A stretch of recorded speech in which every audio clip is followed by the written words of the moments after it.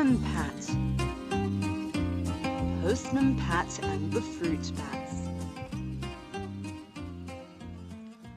Postman Pat thought that it was going to be a quiet day in Greendale, when suddenly Julian came whizzing past on his bicycle dressed in a mask and cape.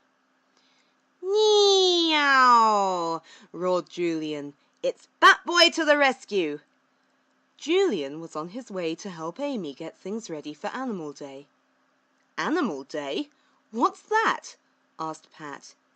"You take your pet along and Amy tells you how to look after it," said Julian. "There are going to be some extra special guests too." Just then Pat's mobile phone rang. It was Ben. He had a special delivery and needed Pat to get to the post office right away. "See you later, Batboy," said Pat as he climbed into the van. Pat pulled up at the post office and hurried inside.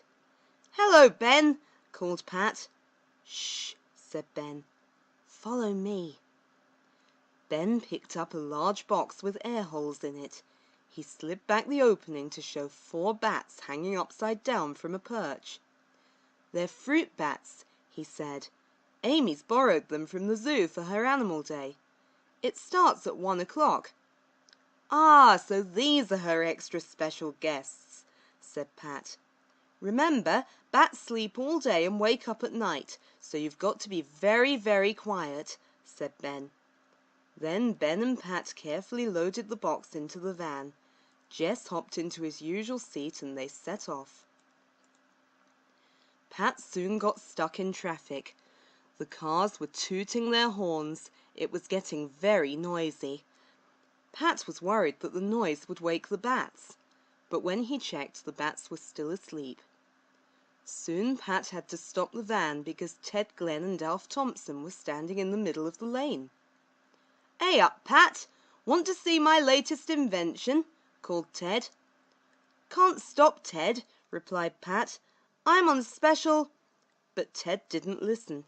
Alf pushed a red button that inflated a large brown paper bag, and then 2 metal boards clanged together, bursting the bag with a loud bang. "I call it the Ted Glenn Automatic Bird Scaring Machine," called Ted. "Impressive, eh?" Pat heard shuffling noises coming from the van. "Oh no," said Pat. "My special delivery." Pat opened the doors of the van and saw his special delivery jumping about. He peeked inside the box to check that the bats were okay. But as he slid open the door of the box, they burst past him and fluttered away. Pat quickly called Ben on his mobile phone to find out how he could find the bats. Ben told Pat that the bats would look for somewhere dark, quiet, and high up to go back to sleep. Pat came up with a plan. He asked Alf to search the station because the bats might be hiding in the roof, and Ted to search the barns at his watermill. He and Jess would search the village. Bill and Julian were helping Amy set up the Animal Day. "I wonder what's happened to Pat," she said. The boys went to look for him. When they found him, Julian called, "Dad, can we see the bats?" "Sorry, boys, they escaped. We're trying to find them," said Pat. "We know they like dark, quiet places where they can hang upside down." Suddenly he had an idea. Pat phoned Ted at the watermill. "Ted, can you go to the upper level where you hang your washing?" said Pat. "Can you see anything odd?" he added. "Some pants, my socks, a pair—" "Oh, I say, Pat, bats!" whispered Ted. "Stay there, Ted, we're coming," said Pat. On his way, Pat rang Alf from his hands-free mobile phone and told him to meet them at Ted's watermill. "The bats are in here, Alf," called Pat as Alf's truck pulled up. Alf saw something that looked like big butterfly net beside the garage. He picked it up, thinking it might come in handy. "Can we come too, Dad?" asked Julian. "Sorry, boys, you'd better wait here. We don't want to frighten the bats. Come on, Alf," said Pat as he went inside. The bat heroes were disappointed. Julian found 2 apples in his backpack and gave one to Bill. The boys waited for Pat. Ted Glen was at the top of the stairs when Pat arrived. "Are you coming up here to get them or not?" he said. He really didn't want to be up there with the bats any longer.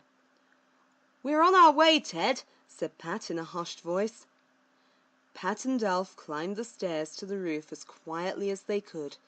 Pat stood on the landing and leaned out towards the nearest bat with the net, but the bats were just out of reach. "Can you reel in the washing line a little, Ted?" asked Pat. So Ted steadily reeled in the line, and slowly the bats got closer and closer to Pat. "That's it, easy does it," said Pat. "Almost there." Outside, Bill was bored. He wanted to be in on the action. "Let's see how they're getting on with the bats," said Bill, dropping his half-eaten apple. "But Dad said," replied Julian.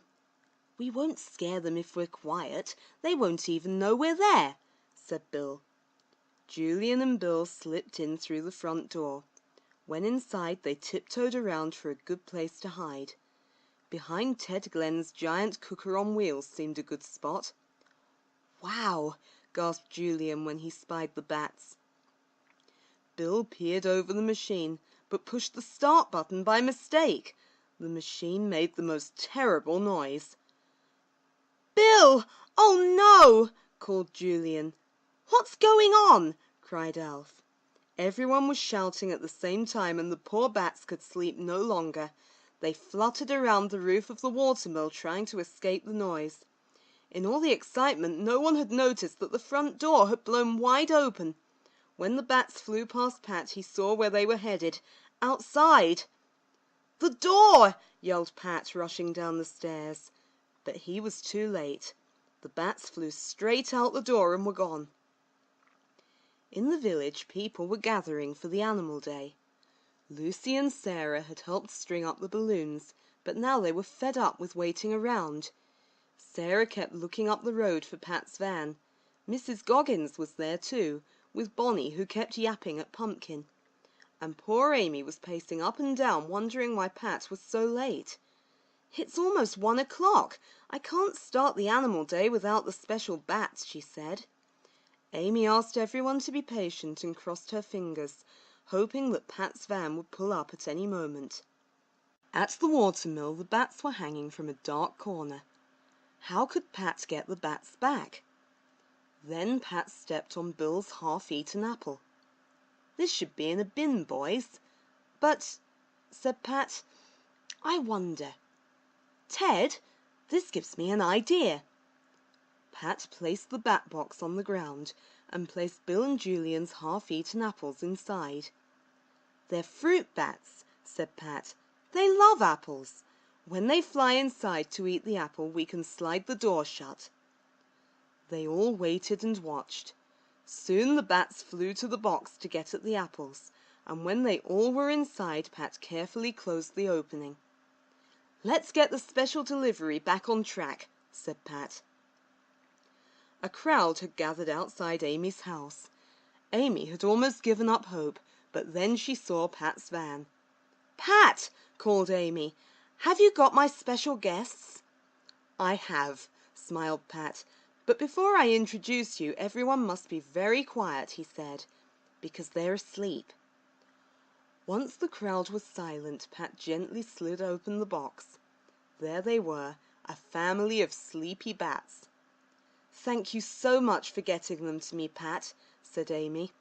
"I couldn't have done it without Ted and Alf," replied Pat.